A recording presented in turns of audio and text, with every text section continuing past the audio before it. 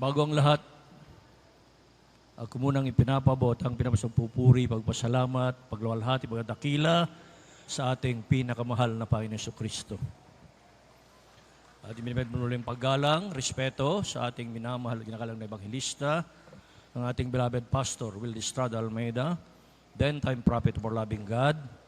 Ganun din patuloy buhabati sa kanyang mga beloved children. At patuloy natin mga minamahal, inaalala ang mga mabuti, ginuntuang aral na iniwan sa atin ng ating minamahal at ginagalang na Assistant Pastor Linas Almeida. At paglagmababate sa lahat ng ating mga beloved pastor workers dito sa lugar na ito, pangunang ating beloved preacher, Brother Joel Sikat, sa lahat ng ating mga minamahal na mga ngaral na ating kasama ngayon, ating beloved Brother Alex Rebe, ating beloved Brother Ordained Preacher Edwin Monte, sa lahat ng ating mga minamahal na mga aral na kasama natin ngayon dito, sa inyong lahat, mga inamahal, na ginagamit dito sa lubasan ng ating mahal na Panginoon, sa lahat ng ating mga kapatiran na galing sa iba't ibang outreach stations, nang nangruna, tagiti kailyam mi, tagiti bisita mi, nga taga dito ay Rosario, La Union. Amen. Praise the Lord. May isa nga naimbag nga malem, itinagan ni Apo tayong Jesucristo. At paglang bumabate ng happy 4th Church Anniversary sa lugar na ito. Tunay ang pinagpapala ang lugar ng Rosario, mga Praise mahal. the Lord. At noong 1997, doon kami nakakilala. 1997. Hanggang sa oras nito, apay at patuloy kami. Hanggang tatanga oras, nagserserbikin ni Apo tayong Jesucristo, dito yung ministeryo.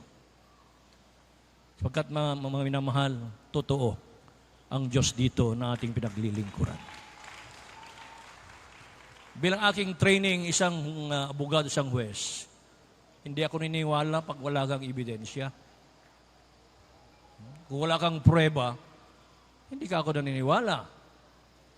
Ganun din sa akin trabaho bilang isang huwes, sa isang kaso, kailangan kong ebidensya. Ito ang nangyari dito sa amin, mga inamahal, 1997. Before that, akala ko wala na kaming kailangan dito sa mundong ito. Pero dumating yung sakit o karamdaman sa amin.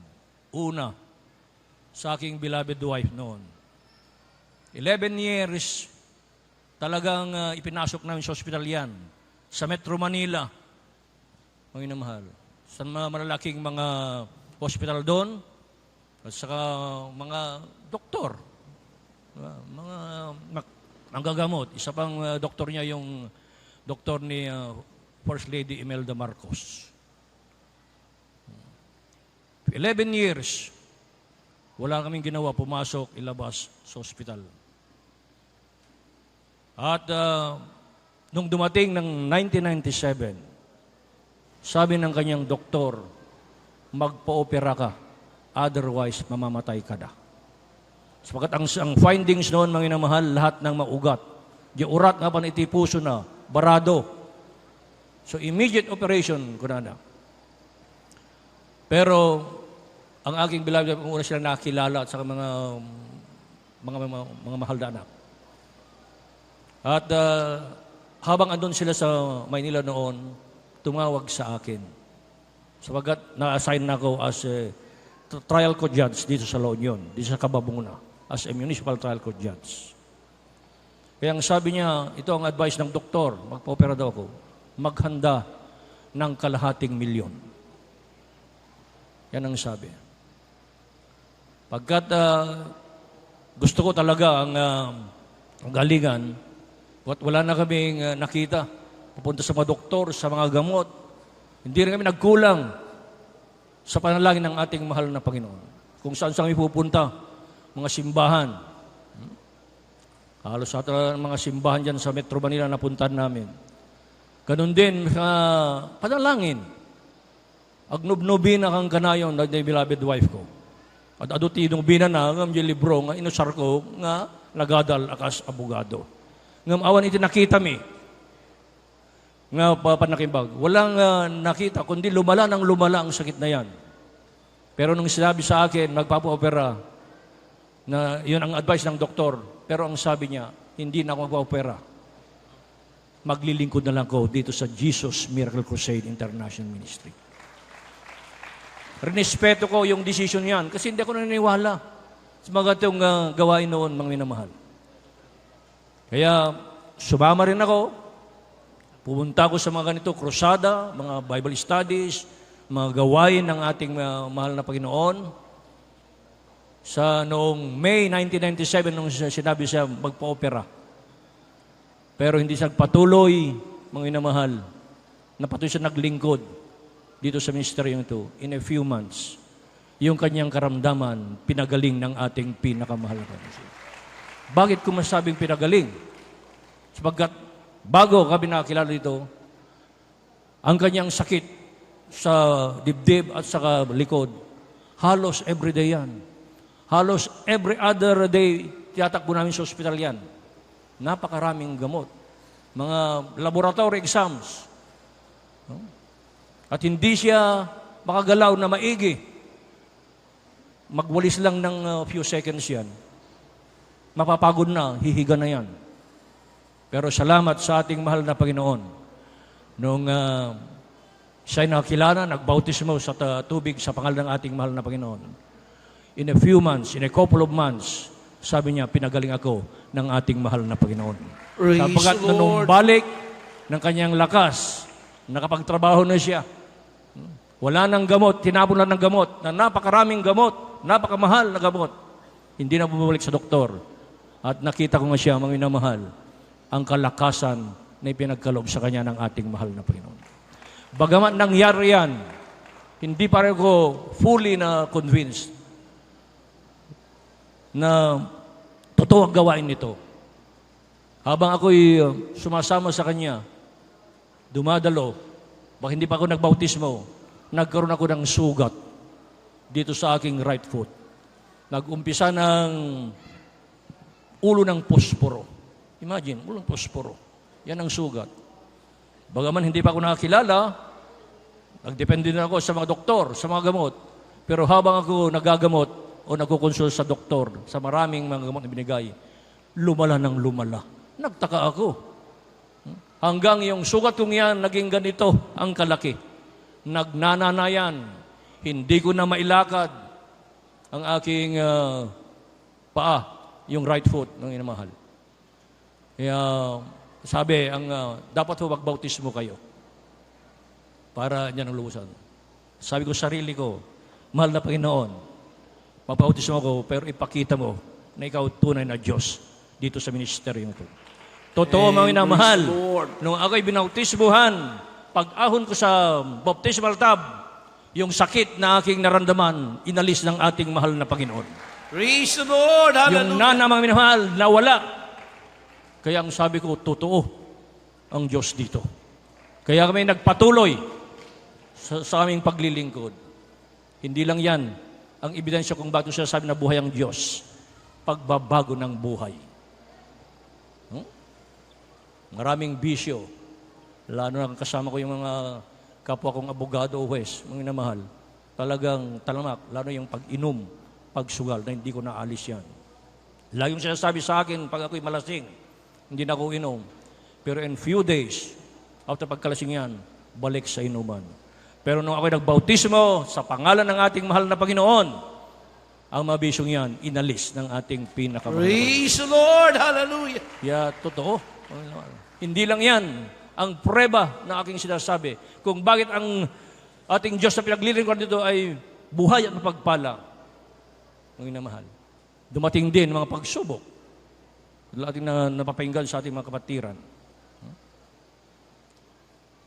Ganito ang mga panahon, 2 years ago, nagkaroon ko ng karamdaman na hindi ko maintindihan. Hindi ako makatulog. Mayroon pang 2 araw, 48 hours, ni 1 minuto, hindi ako makatulog. Hindi rin ako makakain. Namayap ako. Hindi ko kayang lumakad na mag-isa. May mag-alay sa akin. I lost 28 pounds. in 2 months' time. Akala ko ito ng aking katapusan. Pero mga minamahal, nagsumama ako. Nanalangin ako sa ating mahal na Panginoon. Umasa ako sa ating mahal na Panginoon. Totoo. Nung dumating ang October 2015, unti-unti ako pinalakas ng ating mahal na Panginoon. Praise the Lord. Kaya mga mahal, talagang totoo ang Diyos dito ako. Hindi lang mga ito. Yung aking trabaho bilang isang huwes, tunay ngang medyo risky. Alam niyo naman natin mga kasong ito. Lalo na nung na-appoint ako as RTC judge. Kasi medyo mga kaso lang yan, mga murder, rape, drugs. Ayun na mahal. Pero salamat sa ating mahal na Panginoon. Andiyan lagi niyang paggabay.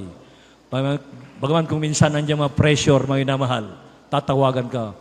Pero ang sabi ko, lagi mong sinasabi, pag mayroong ebidensya ang batas sa iyo, wala kang problema. Totoo, pinag-ingatan ako ng ating mahal na Panginoon. Praise the Lord. Sa lahat mga minamahal na aking ginagawa, una ko, mga minamahal, tutuon sa ating mahal na Panginoon. Sa mga pangailangan sa aking araw-araw na buhay, hindi nagkukulang ng ating mahal na Panginoon.